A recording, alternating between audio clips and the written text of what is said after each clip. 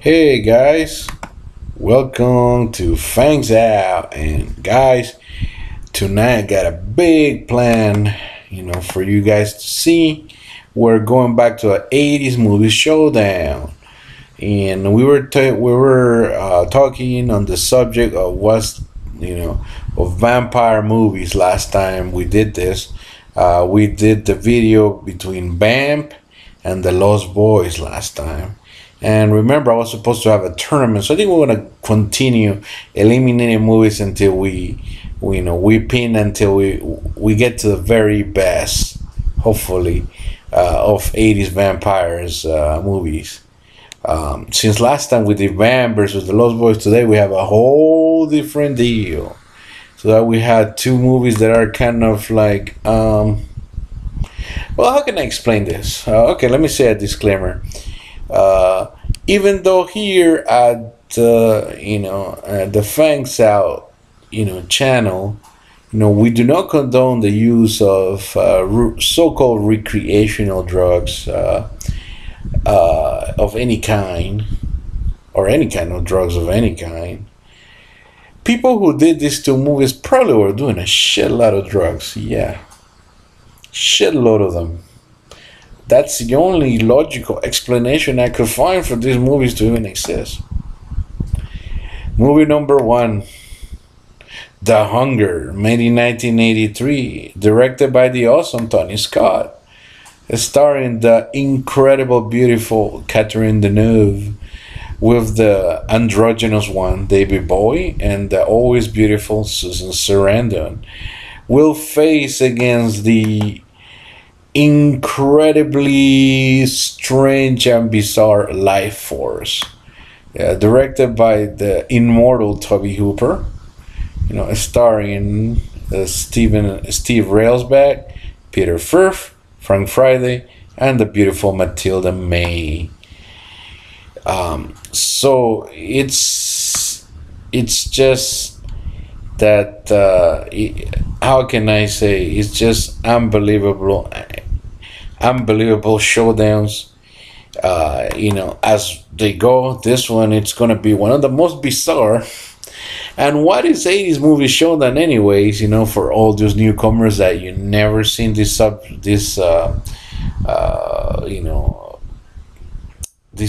type of video that I do here in my channel. Well, it basically pins two good, two 80's movies, and we compare them by using crazy categories. This time we're comparing best story, skin factor, best music, WTF factor, scariest moments, and fan factor, with me being the tiebreaker, of course. So let's get on to the showdown. Alright, let's talk about stories here. First of all, we're gonna talk about The Hunger. Okay, how can I describe this movie? Alright, we got this vampire, Catherine Deneuve, beautiful, dangerous, a little bit of a lesbian. Sometimes goes that way. And she likes to, do what vampires do, kill, feed to people and stuff. But she's, once in a while, she likes to have, a little bit of a something, right? So she's got her vampire companion, John, played by David Bowie. And, David Bowie, and her, they're having a great time, killing people, just like what nice couples do. Killing and eating, together, doing everything together. But one thing that Catherine Deneuve is a little bit of a bitch and a liar. Because you know what? She lied to David. She lied to John. She told him that he was going to be beautiful and awesome forever. And all of a sudden, after he hits 200 years, boom, everything goes. He becomes like cross between a mummy, a zombie, and David Bowie. Yeah. So it's not good. So David Bowie is like, dude, and now I'm old and I'm dying and I don't look good anymore, and that's even worse than dying. So, I'm gonna go see this how do you call it, this age specialist doctor, played by Sarandon, that she can reverse the effect. And that's where I'm going to leave it there. It's it's really out there just to say, but hey, if you think there's another story, now let's talk about what's going with LifeForce. Well, LifeForce starts kind of a bit of an alien.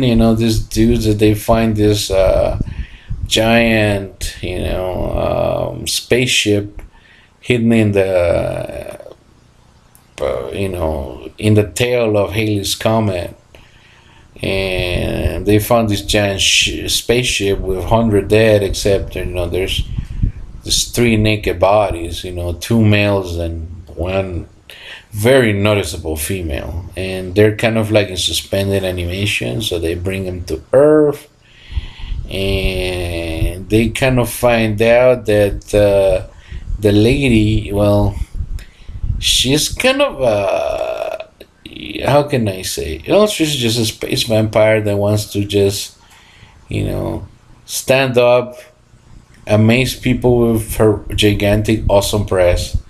While they're stunned, she kisses them while sucking the life force out of them, and then they become like zombies and start killing and running amok. And a whole bunch of weird stuff that I seriously, even if I try to explain it to you, you wouldn't understand, because I don't even understand it. But yeah. So which of the two stories I think it's better? To be honest, they're both out there, but I found the weird sexual field, looking for your forever lover type of thing of The Hunger, a little bit more interesting, and also a little bit more structure. So point one goes for The Hunger. So The Hunger goes 1-0 up. Yay. Next one, we got to talk about Skin Factor. And this is hard, guys. This is hard to decide. It is hard. Anyways, yeah, because these two films are filled with sexual innuendo of the wazoo. First of all, The Hunger. Oh my gosh, we got Catherine Deneuve looking so sexy, like she always does in every film. Susan Sarandon, oh come on, she's not loud. And David can do it for the girls or the boys, if that's your thing. So yeah, I mean, and kind of like in this film, so does Deneuve and Sarandon. So there's all kinds of weird chemistries going on here. Very sexy film. In a lot of skin in The Hunger. Now we go on the opposite side with LifeForce. To quote Nicki Minaj on one of her songs, "Boobs, boobs, boobs, boobs, lots of boobs." Yeah, I think that LifeForce probably carried me through puberty, because I was let me see, I was like 11, but I didn't see it on 85. I saw it like an 87, 88, so I was like 12, 13. Yeah, I think that LifeForce just, whatever doubt that I had that I was going to go through puberty, LifeForce said, let me take you by the hand. Just look at the boobs. Trust the boobs. Follow the boobs. And you'll be all right. Oh, the female vampire. Oh, my gosh. And those incredibly perfect, gorgeous, awesome, TT ladies, succulent. Oh, wait, I got to snap out of it. Yeah, she had some good ones. And because I'm a man and a piggish personality, and yeah, straight dude, just gotta say, LifeForce gets the point. So we have 1-1 tied so far. So we go to the third category, which is best music, which is very tough. The Hunger, it has You know, the I can't even pronounce the what the group that sings it, but they sing Bela Lugosi's. They have a lot of 80s type of music, you know, in there, and there's also some classical mixed in. I really really love it. Um, you know, for the hunger. Meanwhile, LifeForce is has it has Henry Mancini. You know, it's a very great composer. You know, more like how can I say? The music is I think they brought like the London Symphony Orchestra, so it's gorgeous. You know, and there's kind of like space ballet tonality. So this is a very very tough one. But because this is 80s showdown, as the most 80s that there can be, and I usually gonna go with 80s, you know, because I like everything 80s. So I'm gonna give the hunger the point. The hunger takes the lead 2-1. So this is getting interesting as we go to category number 4. What the fuck factor? And WTF factor is just what movie is more out there. This is an easy one for me. No matter how, you know, aging mummies, vampires on coffins, and you know all these things are for out there, for as far as the hunger. The space vampire concept is just too weird, man. And this girl just walking naked for 35 minutes on screen, it's just really weird. I mean, I'm not complaining about it, but the movie it's out there. And then there's, I mean, I'm not even going to, I mean, and then the people she kissed, they sucked out and they become zombies, and then she shoots a laser out of her vagina or something at the end. I can't even tell you. Well, I don't know if it goes through her or him or what the hell goes on, but I can't describe this movie as crazy enough because it's just everybody was super. I don't know. Everybody just had to be high. There's just no way. There's no way that Life Force was made straight. Because this movie is just too weird. So yeah, as far as weirdness, the WTF moment, it's won by Life Force, so we are all even. Now we go to scariest moment. The scariest moment, let's see, from Life Force. The one I think I found, you know, when she wakes up and kisses the security guard or whatever, or surgeon, I can't remember, and he becomes this weird skeleton puppet thingy, and then wakes up. It's kind of scary, you know, in a silly way. I mean, they're not really. I mean, they're both not really scary, but you know. But you know, towards the end, where all the vampire corpses thingies wake up and harass Catherine Deneuve and toss her out the window or something, that was, to me, is a little bit scarier. So the scariest moment goes to the hunger. So 3-2. Now the fan factor. You know, what movie is more fun to watch?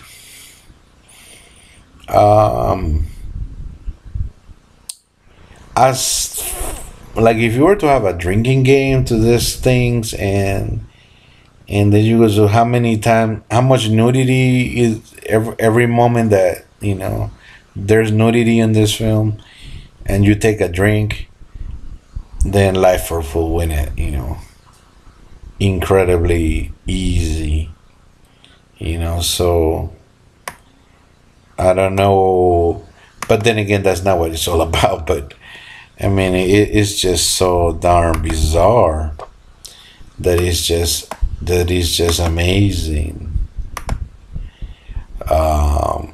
So it's kind of hard to describe, really weird, I would say. But, as far as the what is more weird and rewatchable and stuff, The Hunger, once you know what it is, you just kind of don't. It's just kind of like a one time watch, unless you like the music and then you enjoy it for that. But I mean, as far as pointing out and just laughing and just being weird, LifeForce just wins it for me. So we are tied. So that means that I am the tiebreaker.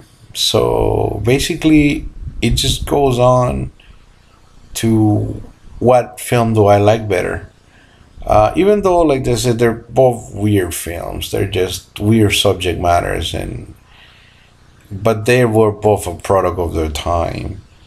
I would say that Toby Hooper, even though made this thing that it's not the Texas Chainsaw Massacre, it's not Aliens, it's not it's not Poltergeist, it's not something. It's just something that it's so weird that you just got to see it to believe it, and that on its own, gets to me the credit. I love the Hunger in a way that it's very 80's and it almost wins me over.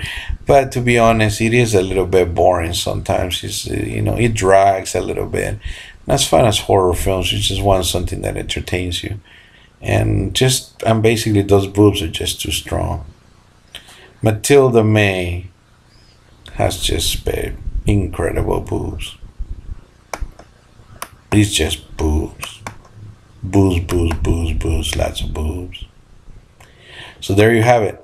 The boobs won and LifeForce is the winner. So stay tuned for the next edition of 80's Movie Showdown, because we'll be showcasing another two vampire movies to finally find out which is the best vampire movies of the 1980s. Stay tuned for that and more for 80's Movies Showdown.